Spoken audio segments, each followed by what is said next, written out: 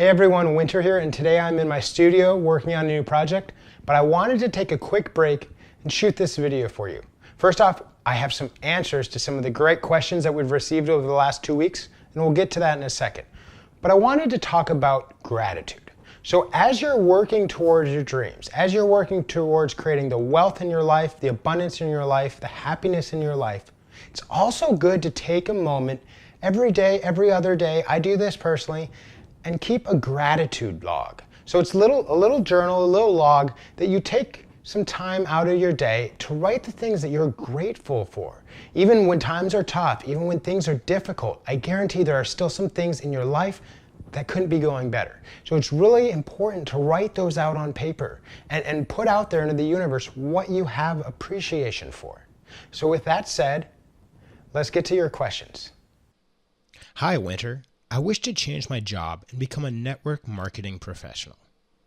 But every time I start talking to people about the opportunity to join the company or the quality of the products, they seem not to believe or trust me, the products, the company, or the MLM business idea.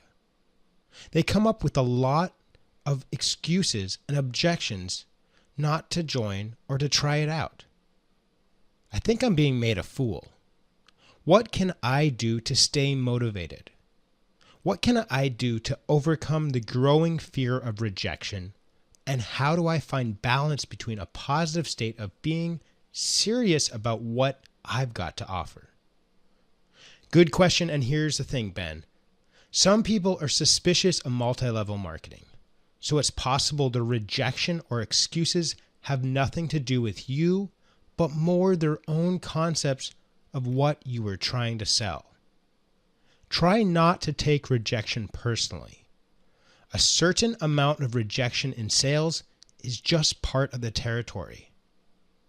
One of the sharks from the TV show Shark Tank made that point that everyone sells all the time. The business would be a place of buying and selling.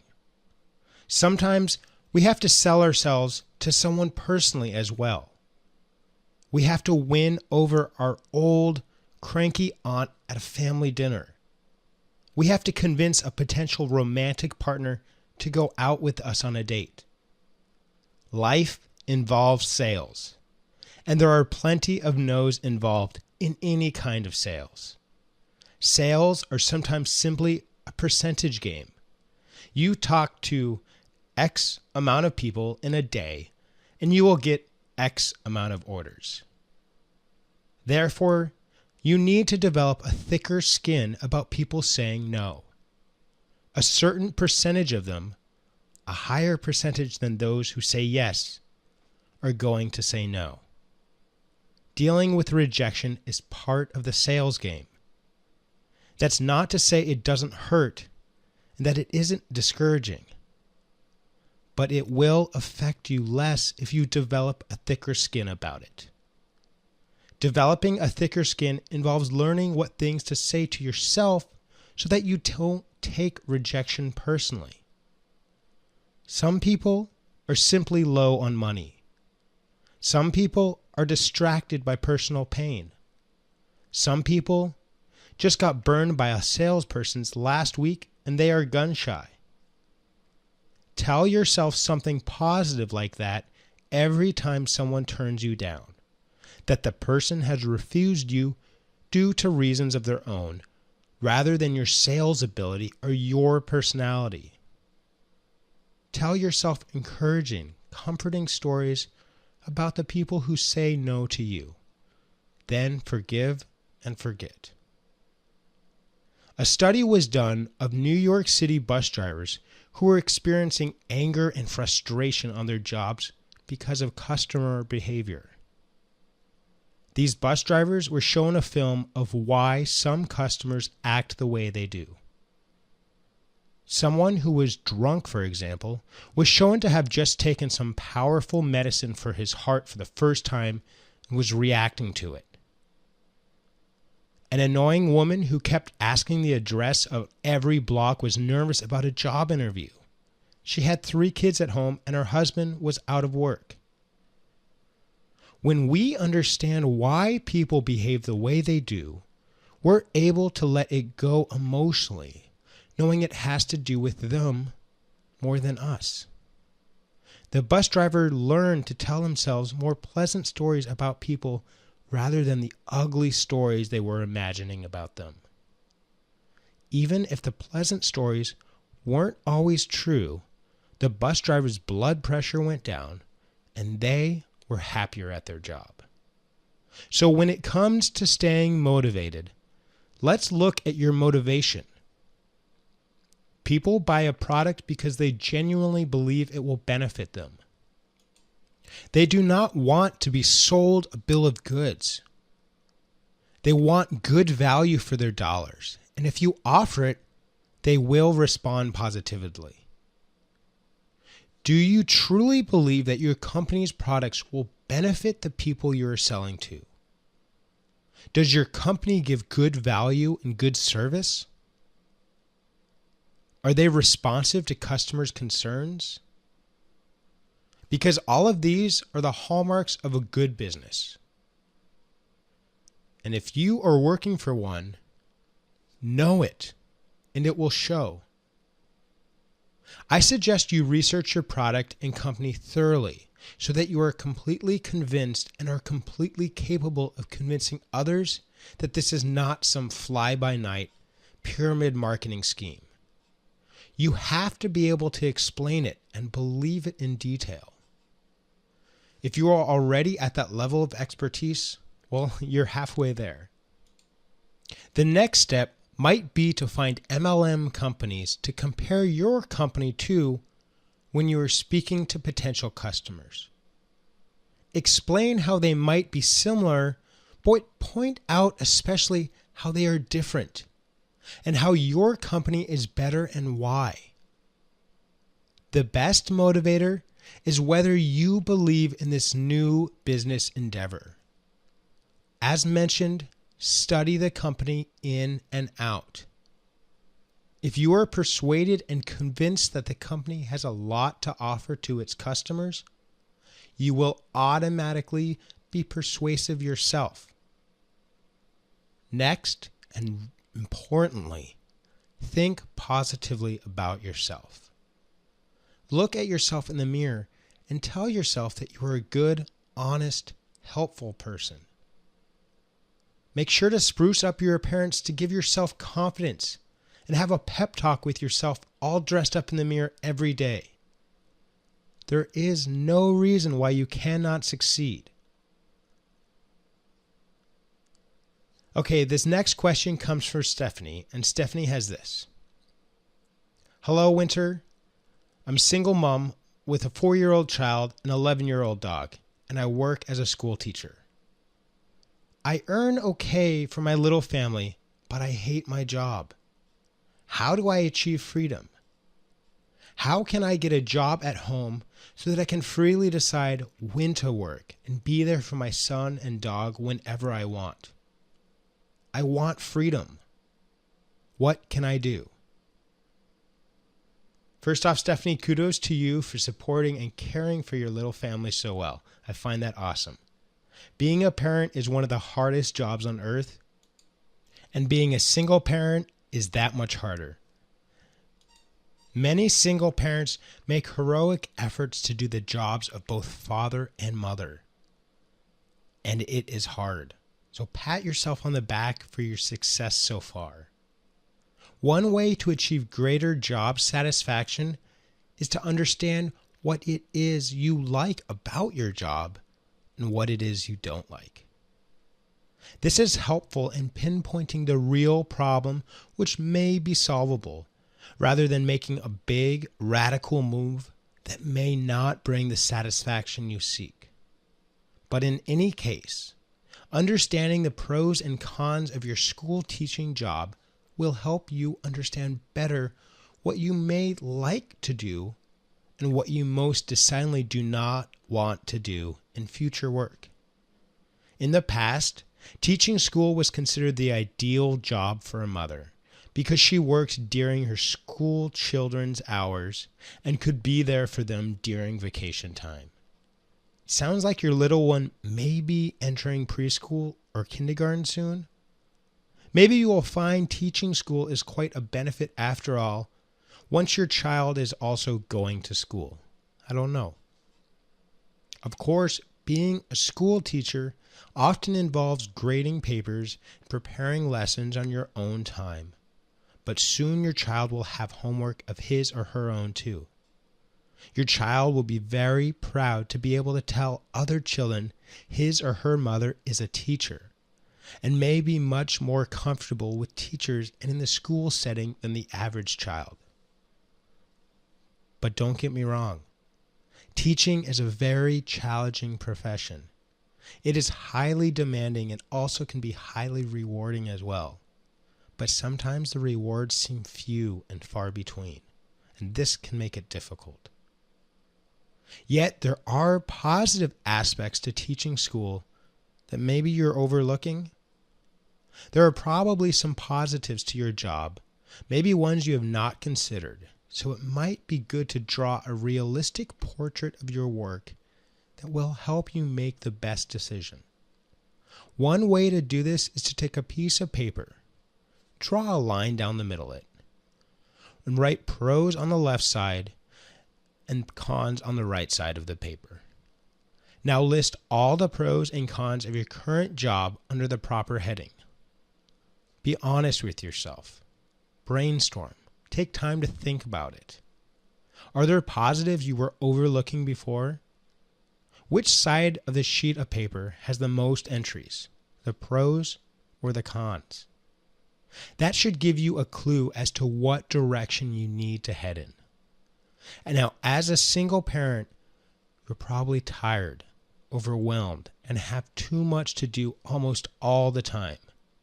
After a full and tiring day at work, you have housework, meal preparation, laundry, dishes, and all the tasks running a household. Yet even a 4-year-old child isn't too young to help around the house in little ways, like dog care. Enlist your child to help with chores and enjoy the bonding time together. If necessary and possible, pay someone to do some of your tasks for you and enjoy more time with your child and canine. You may want to examine whether your standards of housework need a little revision in the light of modern reality. Or are there some things you can let go for one more day while you have a great, relaxed evening with your loved ones? Make sure to take advantage of your sick and personal days allowed at work, because many dedicated workers let these pile up and never take advantage of them. But they might afford you a few more breaks and a greater sense of freedom and fulfillment by allowing you to spend more time at home with those you love. Is there a way to gain more job satisfaction by changing positions within the school system? After all, this is what you were trained to do, and starting all over again at a new endeavor might defeat your purpose of having more time and freedom. Would perhaps an administrative position be less taxing and give you more of a sense of freedom, away from the necessity of grading papers and planning lessons in your own personal spare time? Tutoring, would that be a good alternative for you? There are some reputable tutoring websites that advertise for certified teachers, and you will be able to set your own hours, and even sometimes your own pay. Would you consider beginning an online lessons plan and teaching supplies website? Can you do something related that will draw on your education and skills and allow you to slowly evolve into working from home full time? Now remember, running your own business from home means you have to be everything the business needs at first. Worker, CEO, CFO, office supply purchaser, IT person, so on. It's a long list. It might be more time and effort that you imagine, only yielding more freedom over time. It sounds like you have the heart and desire to succeed at whatever it is you do, and you have good reasons to do so. Whatever it is you choose to decide, Stephanie, I hope this has helped you, and I believe you will do well. My next question comes from Jen, who asks this: how do I set a clear goal and visualize on where I want to live when my family members want completely different things? I feel like the family is being pulled in different directions. Is there any way to come to a common ground? So Jen, you just described a very realistic situation facing many modern families. We have so many choices these days. It is easy for families to be pulled in different directions and to want different things and to have different goals. The art of friendly and frank discussion becomes even more important at times like these. Visualization is usually an individual exercise. The individual decides what he or she wants in life, chooses these goals, and begins to create mental images or even create a physical collage or representation of the achieved goal. Visualization sets powerful forces in the universe into motion to bring that visualization into reality. But what happens if, as you say, you are setting goals and visualizing something that goes against what the people you care about are dreaming of? That is setting up a conflict in the universe and potentially in your own family.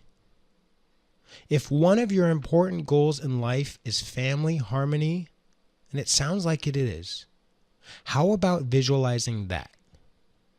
Imagine your family members sitting down together in a warm and cozy setting and talking things over with humor, love, compromise, and a desire for each person to be happy and fulfilled. This will be a powerful visualization that will set up positive vibrations among your family members and begin to work in the universe as a goal. There are other ways to affect family harmony too.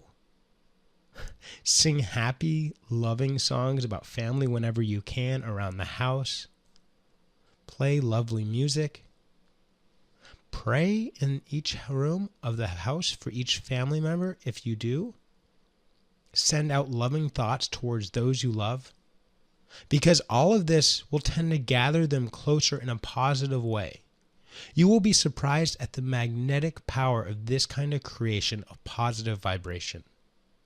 Your family members will draw together without even knowing why they are being so pulled. Next, make sure to keep an open mind. What are the goals of your family members?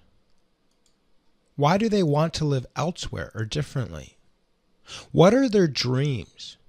How do they hope to be fulfilled?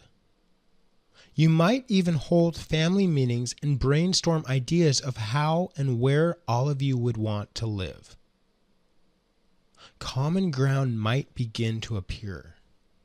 You might find yourselves in more harmony than you realize. In the old days, families had a coat of arms that showed their family motto. These family mottos told of the special values the family tried to uphold. Since these were knights of old, some were more militant than a modern family's motto might be, but many are instructive. Death before dishonor.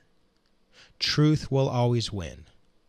We will endure, are some family mottos from the past. In many ways, by setting strong words up as their goals and writing them on their family shield or crest, people of the past were visualizing an honorable future. Some modern families do a form of this by drafting a family mission statement, which is similar to a family motto based on the work of the late Stephen Covey.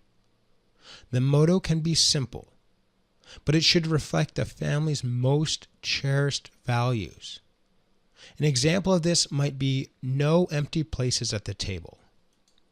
That means the family intends to stay together no matter what. Having your family come up with a motto might be helpful, unify, and help crystallize values that should direct any goals. Having to eat several times a day is a natural way for human beings to come together, face to face, while do something pleasurable for themselves.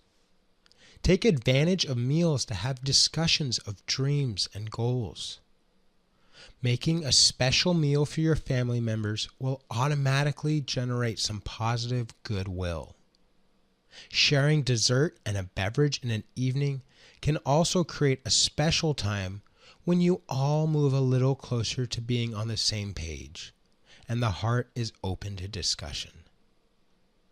Studies have shown that families who eat together several times a week, if not once a day, are better socialized. The children do better in school, and the entire family flourishes more. Why not make a goal of having several meals together a week, if not once a day, in order to promote family harmony? It isn't even necessary to have a discussion of goals and dreams at first. First, establish good family habits and harmony.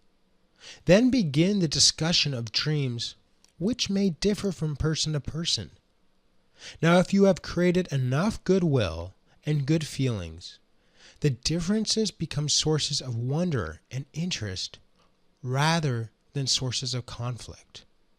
All right, that's all the time I have for today. I got to get back to this project, but I hope you enjoyed that. Again, down below, ask me some of your questions. Ask me some of your burning desires. Anything I can do to help, I'd love to.